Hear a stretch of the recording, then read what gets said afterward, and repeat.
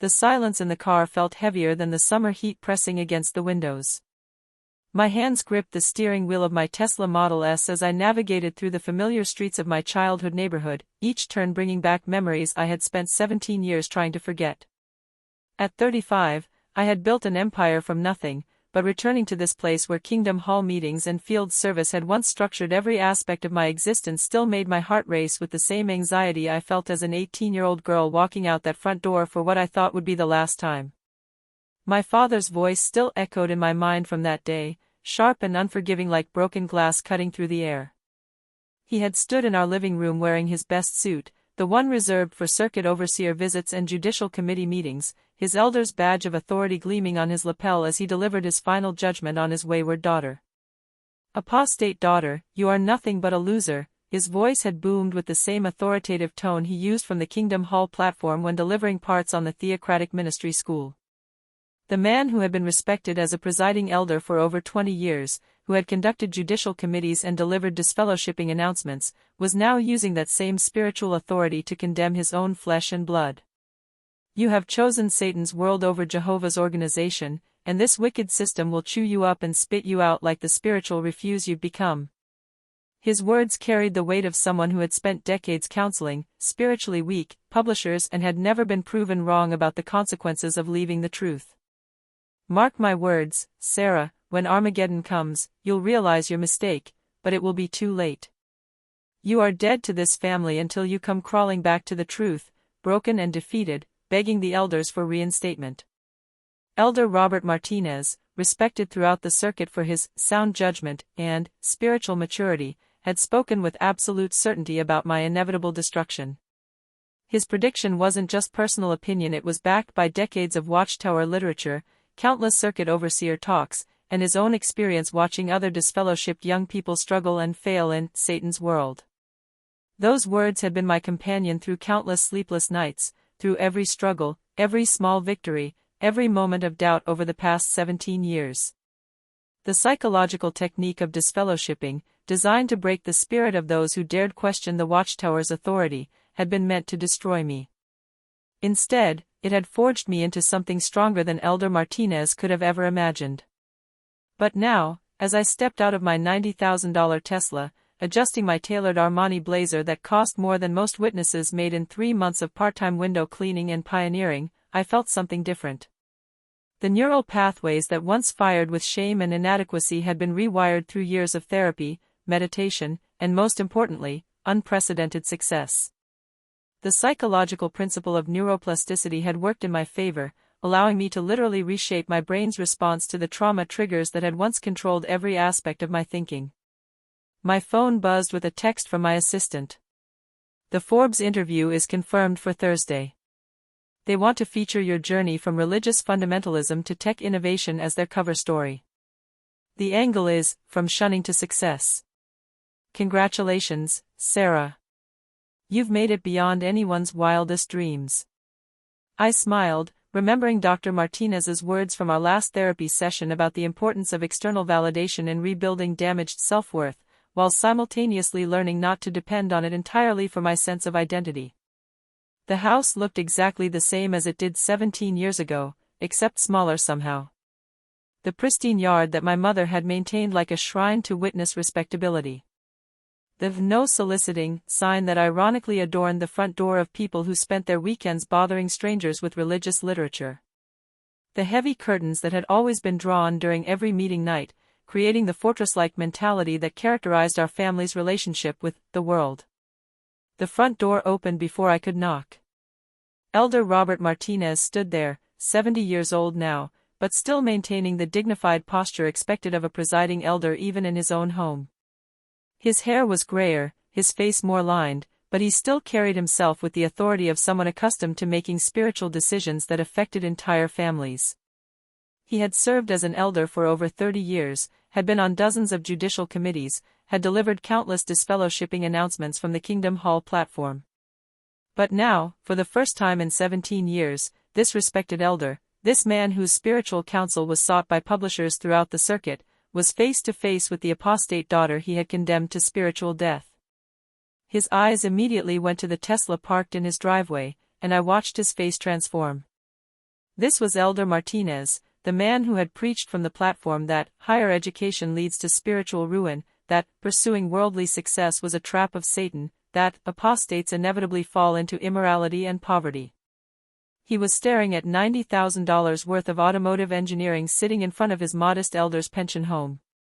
"Sarah," he whispered, his voice cracking as his gaze moved from the car to my obviously expensive clothes, to my confident posture, to every visible sign of the extraordinary success that contradicted 17 years of his authoritative predictions. The same voice that had boomed from the Kingdom Hall platform announcing my spiritual death was now barely audible as he confronted the living, thriving contradiction to everything he had preached about apostate destruction. "Hello, Dad," I said, using the controlled tone I had perfected in boardrooms when facing hostile executives. Or should I say, "Hello, Elder Martinez. I assume you're still serving on the body of elders after all these years." The formality was intentional, designed to remind him that he had chosen his organizational title over his parental role when he had shunned me. I was acknowledging his authority position while simultaneously demonstrating that I no longer needed his approval or feared his spiritual authority. Yes, I'm still an elder," he stammered, clearly struggling to reconcile his expectations with reality. "I've been the presiding elder for the past 8 years. The circuit overseer has commended our congregation's growth and spiritual maturity." The statement was reflexive, a way of asserting his continued spiritual authority in the face of evidence that his apostate daughter had achieved success he couldn't comprehend. But even as he spoke, I could see the cognitive dissonance building in his expression as he processed the implications of my obvious prosperity. The backhanded compliment was so perfectly witness-like that I almost laughed. Even in the face of undeniable evidence of my success, he couldn't bring himself to admit that leaving the organization had been anything other than a spiritual mistake. The cognitive dissonance was written all over his face as he struggled to reconcile my obvious prosperity with the Watchtower's teachings that those who leave the truth inevitably fall into drugs, immorality, and spiritual destruction. He stepped aside, gesturing for me to enter the house that had once been my prison. The familiar smell hit me immediately: incense from the meeting preparations, old Watchtower literature, and the faint scent of anxiety that had always permeated our home during circuit overseer visits and judicial committee meetings. Every surface was still covered with the same religious artifacts, but they seemed smaller now, less intimidating. The framed photo of the Watchtower headquarters that had once loomed over our dining room table now looked like what it was: just another corporate building representing just another high-control religious organization. My amygdala, once hyperactive in this environment due to years of conditioning that associated this space with judgment, criticism, and conditional love, remained surprisingly calm. This was the power of exposure therapy combined with newfound confidence and the psychological distance that 17 years of success had provided. "We need to talk," I said, leading him to the same kitchen table where so many family worship sessions had been conducted, where my questions about doctrine had been met with stern warnings about developing an independent spirit.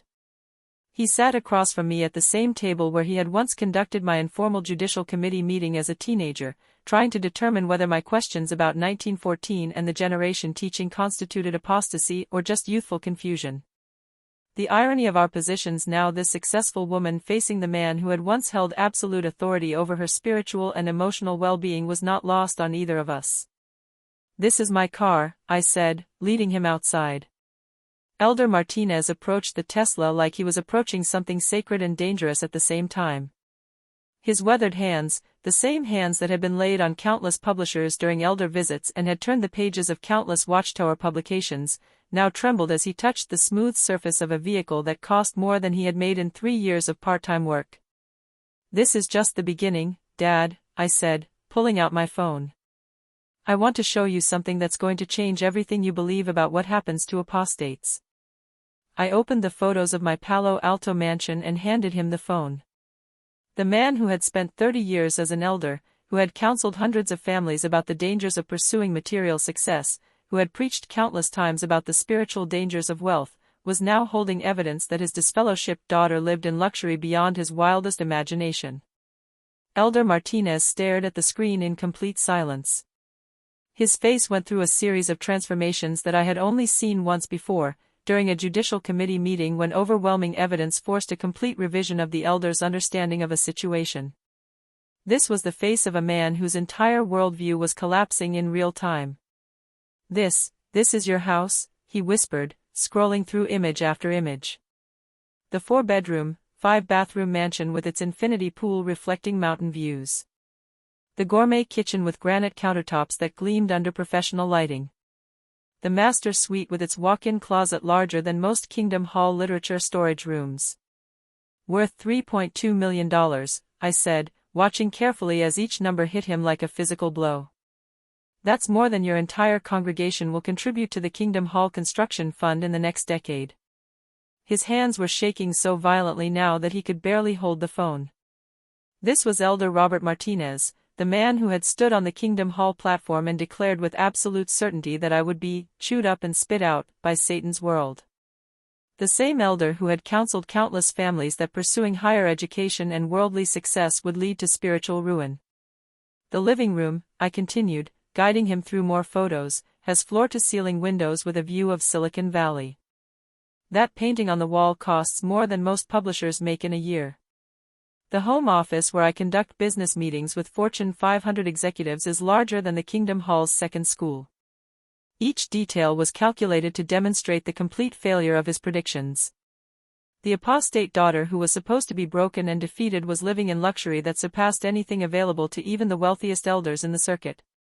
"But that's not even the most expensive property I own," I continued, watching his face carefully for signs that his psychological defenses were completely overwhelmed. "I also have a penthouse in Manhattan. Would you like to see that too?"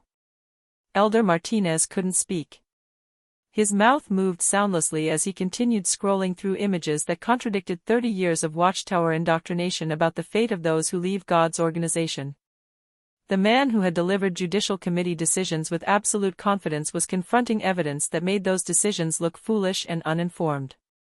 "How?" he finally managed to whisper. "How is this possible?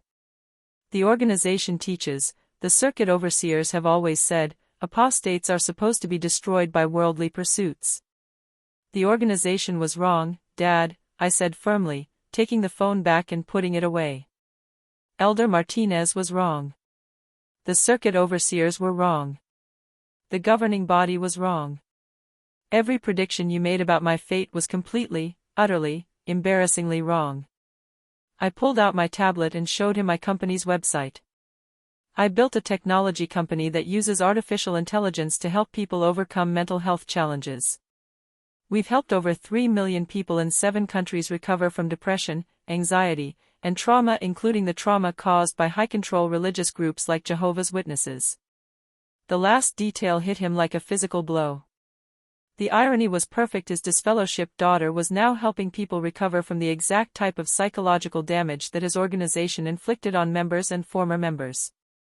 "My net worth is $54 million, I continued, letting each word sink in. "I employ 237 people. Forbes magazine featured me on their cover as one of the most influential women in technology. The president invited me to the White House to discuss mental health policy. I'm not telling you this to hurt you or to show off. I'm telling you because for 17 years, your voice in my head told me I would fail, that choosing my own path would lead to ruin. I need you to see that Elder Martinez's prediction was wrong. I need you to acknowledge that my choices led to success beyond anything either of us could have imagined."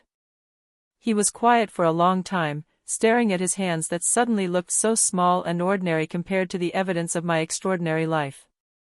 When he looked up, tears were streaming down the face of Elder Robert Martinez, the same face that had maintained stoic composure during the most difficult judicial committee meetings, the face that had never shown weakness when delivering disfellowshipping announcements from the Kingdom Hall platform. "As an elder," he said finally, his voice barely above a whisper, "I have been wrong about the most important prophecy I ever made. I stood in this very house 17 years ago and declared with absolute certainty, with the full authority of my position as a presiding elder, that you would be destroyed by leaving Jehovah's organization. I used my spiritual authority to predict your failure, your moral collapse, your eventual desperate return begging for reinstatement." The admission was seismic, coming from a man who had spent 3 decades making spiritual pronouncements with unwavering confidence. "I have counseled dozens of families about disfellowshipped children," he continued, his elder's composure completely shattered. I have told grieving parents that their apostate sons and daughters would inevitably fall into drugs, immorality, and spiritual darkness. I have assured them that shunning was God's loving provision to shock these rebellious children back to their senses. I have never, in 30 years of serving as an elder, been so completely, utterly wrong about anything. He stood up and walked to the window, looking out at my Tesla as if it were an alien artifact that had landed in his carefully ordered witness world. "Do you understand what this means?" he asked, turning back to me with an expression I had never seen before on his face, genuine humility mixed with existential terror. "If I was wrong about you, if the organization was wrong about apostates, if the circuit overseers and the governing body have been wrong about what happens to people who leave the truth, then what else have we been wrong about?" The question revealed the full scope of the cognitive crisis my success had created. This wasn't just about one elder's failed prediction about his daughter. This was about the fundamental reliability of Watchtower authority, the accuracy of organizational doctrine, and the trustworthiness of the entire system he had devoted his adult life to serving and promoting. "Elder Martinez," I said, using his formal title deliberately, "you have spent 30 years teaching other people that independent thinking is dangerous, that questioning organizational authority is spiritual rebellion, that success outside the truth is impossible or meaningless. You have used your position to discourage young people from pursuing higher education, to counsel families to shun their disfellowshipped relatives, to promote policies that have separated thousands of families based on doctrinal disagreements." Each statement was factual and devastating. I was holding him accountable not just as my father, but as a religious authority figure whose teachings had influenced countless lives. "And now you're confronted with undeniable evidence that everything you taught, everything you believed, everything you used your elder's authority to promote, was wrong," I continued. "The apostate daughter you condemned is more successful than anyone in your kingdom hall. The education you discouraged led to achievements that surpass anything your organization has ever accomplished. The independent thinking you labeled dangerous has produced more genuine help for suffering people than decades of door-to-door preaching." He slumped into his chair, the weight of his failed authority visible in every line of his body. This was no longer the confident elder who had commanded respect throughout the circuit. This was a broken old man confronting the complete failure of his life's work and spiritual judgment. "What am I supposed to do with this information?" he asked, his voice hollow. "How do I face the other elders, the circuit overseer, the publishers who trust my spiritual guidance, when I've been so fundamentally wrong about something so important?" The question revealed the personal cost of maintaining organizational authority when that authority was contradicted by observable reality. He couldn't simply admit his mistakes without calling into question the entire system that had given his life meaning and structure for 3 decades. "You have choices, Elder Martinez," I said, maintaining the formal address to emphasize his institutional responsibility. "You can continue pretending that my success is some kind of satanic deception, continue teaching families to shun their successful apostate children, continue using your authority to promote policies that cause measurable psychological harm. Or you can acknowledge that you were wrong, that the organization's teachings about apostates are factually incorrect, and that families deserve accurate information rather than fear-based propaganda." The choice I was presenting was stark but fair. He could choose intellectual honesty and family healing, or organizational loyalty and continued denial of evidence. But he couldn't have both. "If I acknowledge that the organization was wrong about apostates," he said slowly, "I'm acknowledging that the governing body, the circuit overseers, and the entire body of elders have been teaching falsehoods for decades. That would make me an apostate too." The irony was perfect. Admitting that I had been right would require him to adopt the very independent thinking that the organization labeled apostasy. Truth and organizational loyalty had become mutually exclusive. "Dad," I said gently, switching from his elder title to our family relationship, "what matters more to you? Maintaining your position as an elder, or having a relationship with your daughter who has achieved everything you once hoped she would achieve?" The question forced him to choose between competing loyalties that had been irreconcilable for 17 years. He could be Elder Martinez, respected organizational authority figure, or he could be my father, proud of his daughter's extraordinary achievements. But the organization's policies made it impossible to be both. 3 months later, my phone rang with a number I recognized but hadn't seen in 17 years. "Sarah," my father's voice was hesitant, uncertain, but determined. I've been thinking about our conversation, about everything you showed me, about the choices I made. I resigned from the body of elders last week. Would you be willing to meet again? There are things I need to understand, questions I need to ask. The call represented a breakthrough that I had hoped for but hadn't dared to expect. His willingness to sacrifice his elder position for the possibility of relationship suggested that witnessing my success had been powerful enough to overcome 30 years of organizational programming. I'd like that, I replied, meaning it more than I had expected to. But I need you to understand that any ongoing relationship has to be based on honesty and mutual respect. I won't pretend to be someone I'm not, and I won't hide the work I do helping other former witnesses rebuild their lives. I understand, he said quietly. I told the other elders that I couldn't continue counseling families to shun their successful, ethical, helpful children when the evidence clearly shows that such policies cause more harm than good. They said that made me spiritually dangerous. I told them they were right. Over the following months, we began the delicate process of rebuilding a relationship that had been severed for 17 years. The conversations were often difficult, as he struggled to reconcile his lifelong beliefs with the evidence of my success and the growing realization that many Watchtower teachings were contradicted by real-world outcomes. But gradually, something beautiful began to emerge from the wreckage of our former relationship. Without the pressure of organizational expectations and shunning policies, we discovered that we actually enjoyed each other's company. His natural intelligence, freed from the constraints of rigid doctrine, made him an insightful conversationalist. 6 months after our reconciliation, he made a decision that surprised everyone including himself.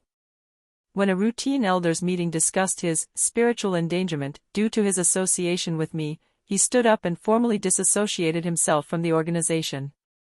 I spent 40 years telling people that leaving the truth leads to destruction, he told me afterward. But my daughter left the truth and became more successful, more ethical, and more helpful to others than anyone in the kingdom hall I served. Either our teachings about apostates are wrong, or Jehovah is blessing people who reject his organization. Neither explanation supports continued loyalty to an organization that requires parents to reject successful, loving children. At 71 years old, he began a new life outside the psychological constraints that had defined his adult existence. He enrolled in community college classes, began volunteering with organizations that helped former cult members, and discovered that the world was full of good people doing meaningful work to help each other. I spent so many years afraid of the world outside the organization, he told me during one of our weekly dinners that had become the highlight of both our weeks. I never realized that the world was full of people more genuinely caring than most of the elders I served with. 1 year after our reconciliation, we were invited to speak together at a conference on family recovery after religious trauma. Standing on that stage, looking out at hundreds of mental health professionals and former cult members, I realized that our story had become more than just personal healing. It had become proof that even the most entrenched religious authority figures could change when confronted with undeniable evidence. My father, Elder Robert Martinez, called me an apostate loser when I chose education over organizational loyalty, I told the audience. What he discovered was that sometimes the greatest act of love is having the courage to admit when you've been wrong, to prioritize relationships over ideology, and to choose authenticity over authority. The standing ovation that followed wasn't just for my professional achievements or financial success. It was for the courage to remain open to relationship despite years of rejection, and for the hope that even the most damaged family relationships can be transformed through genuine effort and willingness to grow. As we drove home in my Tesla, my 72-year-old father looked out at the California landscape and said, "You know what's interesting? Leaving the organization didn't destroy my faith. It actually deepened it. I feel more spiritual now that I'm free to think for myself." The neural pathways of shame and inadequacy that had once dominated my thinking had been completely rewired through years of success and ultimately, genuine reconciliation. The inner voice that had echoed with Elder Martinez's condemnation now spoke with wisdom earned through struggle and triumph. Success, I realized as we pulled into my driveway, wasn't just about financial achievement or professional recognition. It was about becoming the person you were meant to be while helping others do the same, regardless of what any religious authority said was possible. The apostate daughter had indeed lost something: her need for approval from people whose judgment was based on organizational loyalty rather than genuine love. What she had gained was infinitely more valuable: the knowledge that she was worthy of love exactly as she was, and the joy of helping her own father discover his capacity for growth and authentic relationship at any age. The elder who had called his daughter a loser had learned that sometimes the greatest spiritual growth comes from having the humility to admit when you've been completely wrong about the people you're supposed to love most. But our story was far from over. The ripple effects of Elder Martinez's transformation were about to create waves throughout the entire circuit that would challenge everything the local witness community believed about apostates, success, and the consequences of leaving the truth. 2 weeks after our conference presentation, something extraordinary happened that neither of us had anticipated. Sister Patricia Chen, whose husband served as the circuit overseer, approached my father after a district convention with a request that would have been unthinkable just months earlier. "Brother Martinez," she said, using the formal address even though he had formally disassociated himself from the organization, "my son Michael was disfellowshipped 3 years ago for celebrating Christmas with his college friends. The elders told us he would inevitably fall into worldly vices and spiritual destruction. But last week, we discovered he graduated summa cum laude from Stanford Medical School and has been accepted into a prestigious residency program at Johns Hopkins." Her voice was shaking as she continued, "The cognitive dissonance is destroying me. How can someone the organization says is spiritually dead be saving lives and achieving academic excellence that surpasses anything our congregation has produced? I need to understand what happened with your daughter, how your family healed, whether there's hope for our relationship with Michael." My father looked at this woman whose husband had the authority to remove him from any witness social gathering, and made a choice that demonstrated how completely his priorities had shifted. "Sister Chen," he said gently, "would you like to meet my daughter? She's helped dozens of families navigate exactly the situation you're describing. But I need to warn you that meeting with us could be viewed as spiritual endangerment by your husband and the other circuit overseers." Her response revealed the desperation that many witness parents experienced when organizational doctrine conflicted with obvious evidence about their children's well-being. "I don't care about the consequences," she said firmly. "I've spent 3 years wondering if my son is suffering while he was actually thriving beyond our wildest imagination. I need to understand how we can rebuild our relationship without requiring him to sacrifice his integrity or authentic beliefs." 3 days later, I found myself in another carefully chosen restaurant, this time with both my father and Sister Chen, helping another elder's family understand that loving their child was more important than maintaining organizational loyalty. The conversation was intense as Sister Chen described 3 years of psychological torture, wondering about her son's well-being while being forbidden to contact him because of his disfellowshipped status. She had missed his medical school graduation, his engagement to a fellow doctor, and countless milestones because the organization taught that attending such events would constitute spiritual endorsement of his choices. "I've been living with regret and fear for 3 years," she told us through tears. "Fear that he's lost without Jehovah's guidance, fear that his worldly success is somehow spiritually meaningless, fear that I'll never see him again because I chose organizational loyalty over maternal love." Her pain was identical to what my father had experienced, multiplied across thousands of families dealing with similar situations. The psychological cost of watchtower shunning policies was immeasurable in terms of human suffering, family destruction, and individual trauma. "What if I told you that your son is probably not only thriving but contributing more to human well-being than anyone in your kingdom hall?" I asked gently. "What if leaving the organization allowed him to develop his potential in ways that would have been impossible within the constraints of witness life expectations?"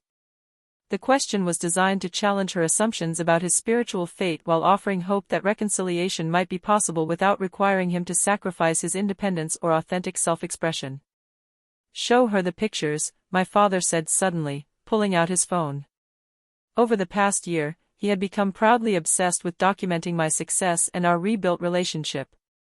His camera roll was filled with images from our weekly dinners, family vacations, and professional achievements that contradicted every watchtower teaching about apostate outcomes. Sister Chen's face went through the same transformation I had witnessed in my father when she saw evidence of my extraordinary success. The Tesla, the mansion, the Forbes covers, the White House invitation, all of it contradicted decades of indoctrination about what happened to people who left God's organization. This is impossible, she whispered, scrolling through image after image. The circuit overseers teach that apostates inevitably fall into immorality, addiction, and spiritual darkness. Your daughter is more successful than anyone I know, including the wealthiest elders in our circuit. That's exactly what I thought, my father replied. I stood in my living room 17 years ago and declared with absolute certainty that Sarah would be destroyed by leaving the truth. I used my authority as a presiding elder to make that prediction. I had never been more wrong about anything in my entire life. The admission carried extra weight coming from someone who had held similar authority to her husband. If a respected elder could be so completely wrong about apostates, what did that say about the reliability of organizational teachings in general? But how do I approach my son after 3 years of shunning, she asked. How do I explain that I chose organizational policy over maternal love?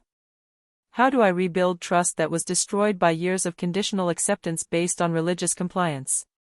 The questions were heartbreaking and practical, representing the real-world consequences of high-control religious policies on family relationships. You start with honesty, I suggested. You acknowledge that the organization's predictions about his fate were wrong, that you made choices based on incomplete information, and that you want to prioritize your relationship with him over organizational approval. But you also have to be prepared for the possibility that he may not be ready to trust you immediately. My response was based on extensive experience helping former witness families navigate the complex psychology of relationship rebuilding after years of religiously motivated rejection.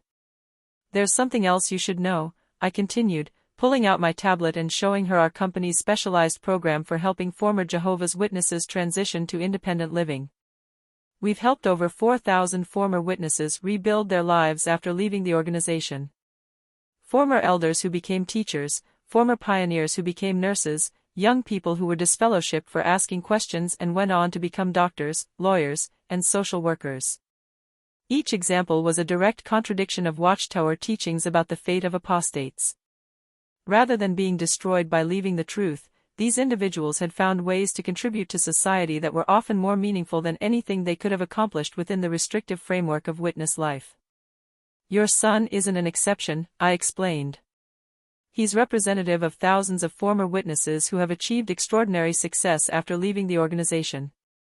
The real exception would be if he had failed, because most people who leave high-control religious groups go on to live more authentic, productive, and fulfilling lives than they ever could have within those systems. Sister Chen stared at the testimonials and success stories on my tablet, her worldview reshaping itself in real time as she processed evidence that contradicted everything she had been taught about the consequences of leaving God's organization. My husband, she said slowly, is a circuit overseer. His entire career, his identity, his authority within the organization is built on teaching families that shunning apostate children is God's loving provision to shock them back to spiritual reality. If I rebuild my relationship with Michael, if I acknowledge that the organization's predictions about his fate were wrong, I'm essentially calling my husband's life work into question. The statement revealed the complex family dynamics that existed within witness leadership families. Her choice to reconcile with her son would inevitably create conflict with her husband's organizational responsibilities and personal beliefs. What matters more to you? My father asked, the same question I had posed to him months earlier. Protecting your husband's organizational authority, or having a relationship with your son who is saving lives and contributing to society in ways that most witnesses never could? The question forced her to confront the competing loyalties that defined the witness experience for families with authority positions and disfellowshipped relatives. I want my son back, she said finally, tears streaming down her face. I want to be proud of his achievements instead of pretending they don't exist. I want to support his career instead of viewing it as evidence of spiritual failure. I want to love him unconditionally instead of making my affection dependent on his religious compliance. Her declaration represented a fundamental shift from organizational loyalty to family priority, exactly the kind of transformation that recovery from high-control group influence required. Over the following weeks, I helped Sister Chen develop a strategy for approaching her son that acknowledged the harm caused by 3 years of shunning while demonstrating genuine commitment to rebuilding their relationship on healthier terms. The process was complicated by her husband's position as circuit overseer.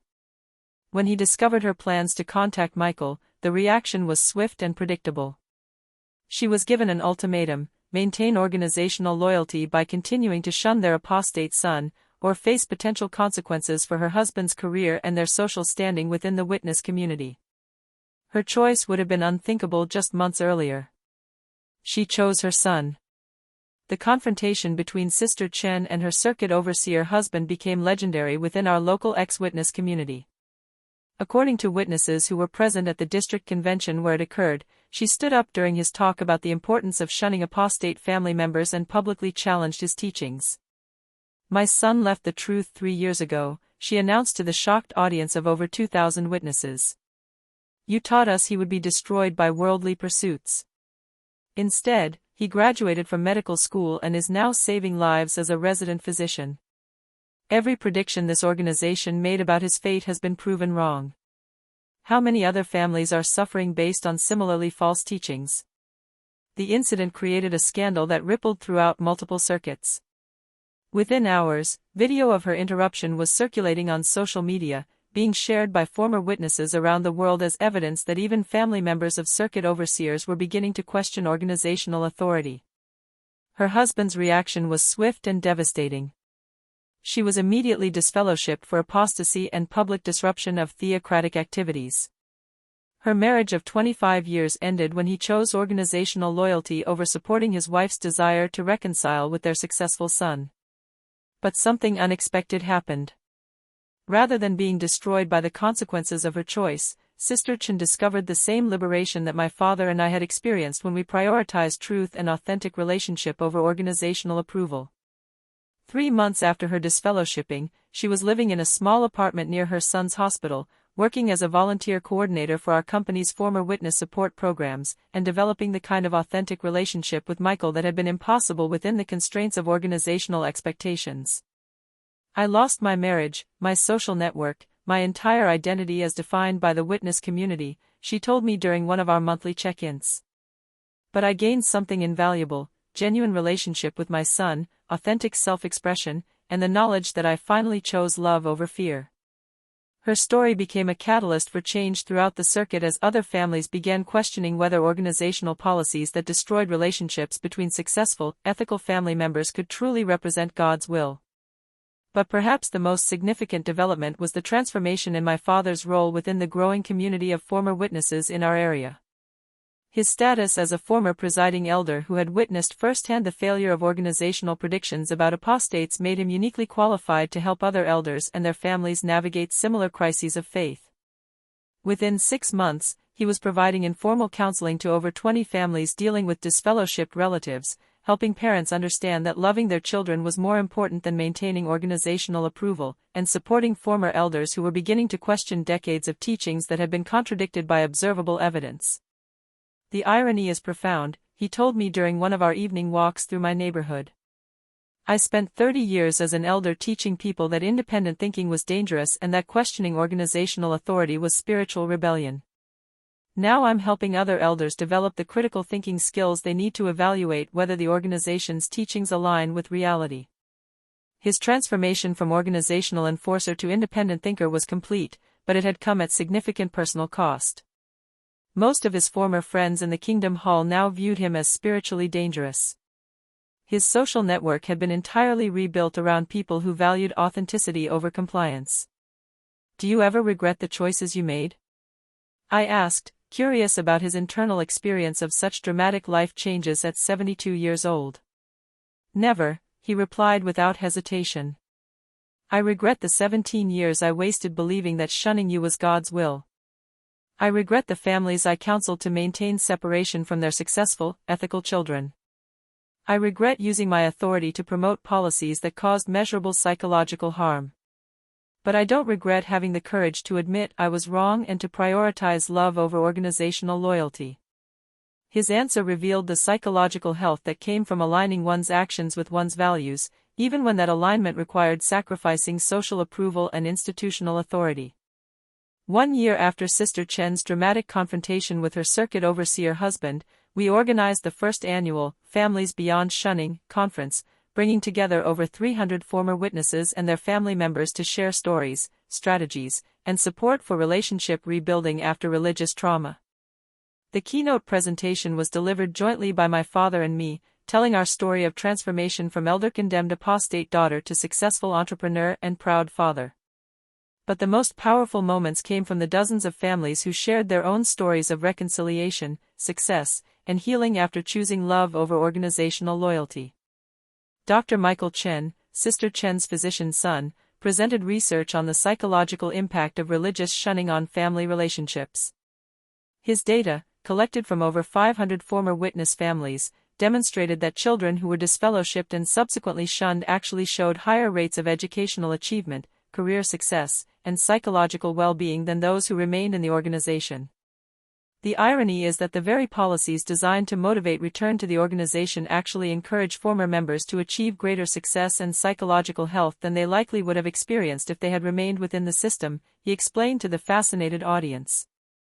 His research confirmed what we had observed anecdotally, that the trauma of religious rejection, when properly processed, often became a source of extraordinary motivation and resilience.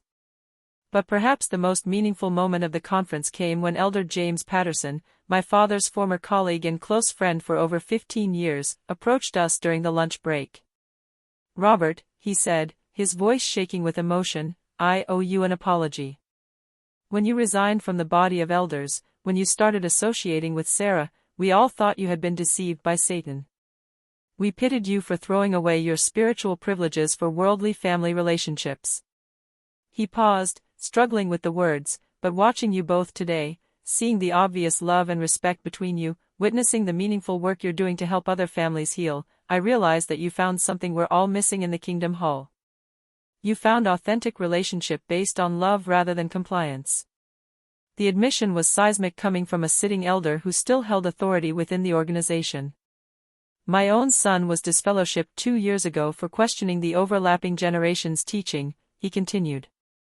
"I've been following organizational policy by shunning him, but he recently graduated from law school and is working for a nonprofit organization that provides legal services to victims of domestic violence.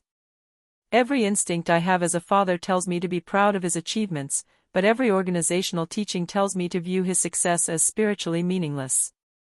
His internal conflict was visible and painful, representing the psychological torture that thousands of witness parents experienced when organizational policies conflicted with natural parental love and obvious evidence of their children's well-being. "What would you do in my position?" he asked my father directly. The answer came without hesitation: would choose love over fear, truth over organizational loyalty, and authentic relationship over institutional approval. "I would acknowledge that an organization that requires parents to reject successful, ethical, helpful children might not be representing God's will as accurately as they claim." Elder Patterson stood there in silence, processing advice that directly contradicted everything he had believed and taught for decades. But something in his expression suggested that the cognitive dissonance created by witnessing our family's transformation was beginning to overcome years of organizational programming. 6 months later, we received news that Elder Patterson had resigned from his position and was working to rebuild his relationship with his lawyer son. The ripple effects of our family's healing continued to spread throughout the former witness community, creating hope for reconciliation in situations that had previously seemed hopeless. As I reflected on the 2-year journey from that first confrontation in my father's living room to our current work helping hundreds of families heal from religious trauma, I realized that our story had become something much larger than individual success or personal vindication. We had become living proof that the most entrenched religious authority structures could be transformed through courage, authenticity, and commitment to love over ideology. We had demonstrated that success outside high-control religious systems was not only possible but often more meaningful and beneficial to society than anything that could be achieved within those systems.